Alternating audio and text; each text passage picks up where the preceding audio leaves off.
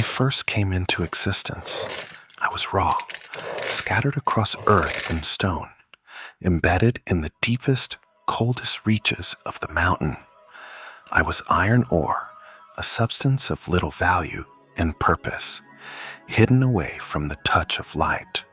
Those who walked upon the earth's surface knew nothing of my presence, and neither did I know theirs. I existed in darkness, and darkness alone. In time, a miner struck his pick into the rock and tore me from my slumber, a disruption so jarring that it sent shivers through my form. The steady rhythms of picks and chisels echoed in the depths, a foreign sound that awakened something dormant within me. I was shattered and gathered, taken in fragments from the earth, hauled by hands that knew neither compassion nor enmity. They were merely hands of labor, bringing me closer to what lay ahead. I was carried in sacks, tossed onto carts, my fragments shaking and colliding as we wound through the rocky, endless passageways.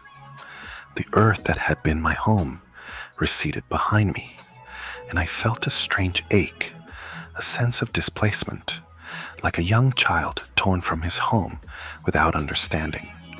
The iron within me whispered its reluctance, its desire to return to the earth's quiet embrace. And yet, there was an inexplicable curiosity, an inexplicable pull towards something unknown, something beyond the surface. When we emerged, the world was filled with light, and I saw the sky for the first time. It was vast, stretching beyond anything I could have imagined, a blanket of blue that held me with a quiet indifference.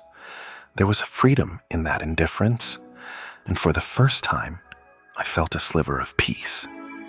But this peace was not mine to keep. I was taken to the forge, to a furnace where the air was thick with the scent of metal and coal. Here, I met the blacksmith, a figure shrouded in shadows, his hands worn and scarred, the kind of scars that told stories without words. He held a hammer, not as a tool, but as an extension of himself, as though his entire being had been shaped by the weight of it. With practiced hands, he placed my fragments into the smelter, a fiery maw that seemed eager to consume me. Heat surged through my being, an agony so intense that I felt I was being unmade, reduced to something less than what I had been. The flames licked at me, stripping away all that I was, all that I had once been. I could feel myself melting, losing form, becoming something indistinguishable from the fire that consumed me. In the searing pain, there was a strange clarity. I was not being destroyed. I was being purified, reshaped by forces beyond my control, yet with an intention that was not my own. The impurities within me, those small, stubborn pieces that held onto the mountain stone, dissolved, burned away. In that moment, I understood that transformation was not gentle. It was brutal, unforgiving. And yet, in that destruction, I found a kind of peace. I was no longer scattered. I was whole, molten, and awaiting what would come next.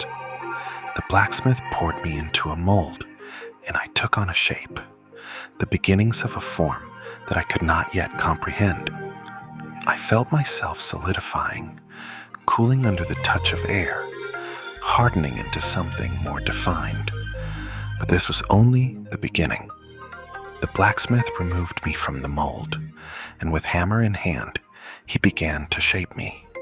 Each strike was precise, a rhythm that echoed with purpose, as though he could hear a song that I could not. Every blow sent tremors through my form, and with each impact, a new part of me emerged, a new line, a new edge. Pain coursed through me, but it was no longer the pain of destruction.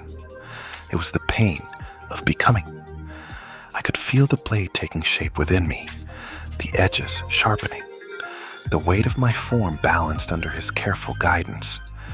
Days turned into nights, and nights into days, as the blacksmith labored over me, as he coaxed me into being.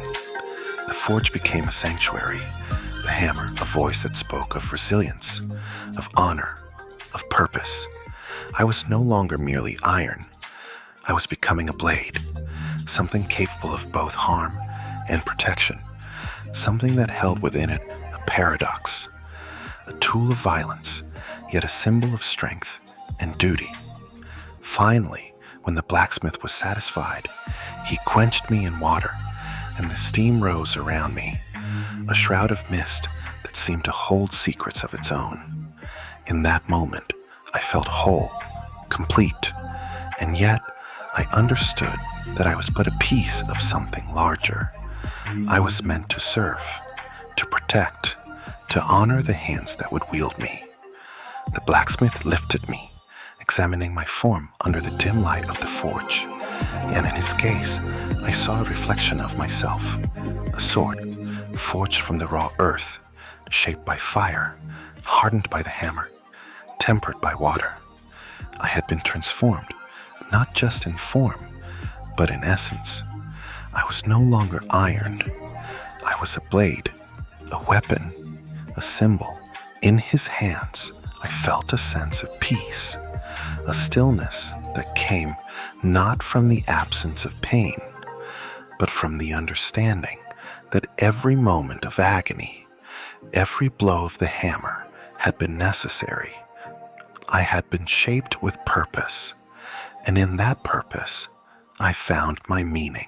In his hands, I felt a sense of peace, a stillness that came not from the absence of pain, but from the understanding that every moment of agony, every blow of the hammer had been necessary. I had been shaped with purpose, and in that purpose, I found my meaning. As I was sheathed and placed at the side of a warrior, I knew that my journey had only just begun. I would be drawn in moments of conflict, held high in moments of triumph, and perhaps I would one day be cast aside, forgotten. But I had been forged for this path, and whatever lay ahead, I would face it with the strength that had been hammered into my very being. I am the sword, born from iron, shaped by fire, wielded with honor. And though I may be but a tool, a piece of steel in the grand story of the world, I know that I am complete. In my journey from ore to blade, I have found my purpose, and it is enough.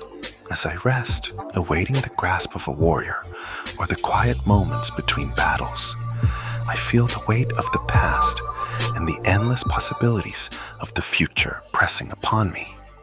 I am no longer what I was, and yet every fragment of my past, every moment of fire remains within me, guiding me toward what I am meant to become.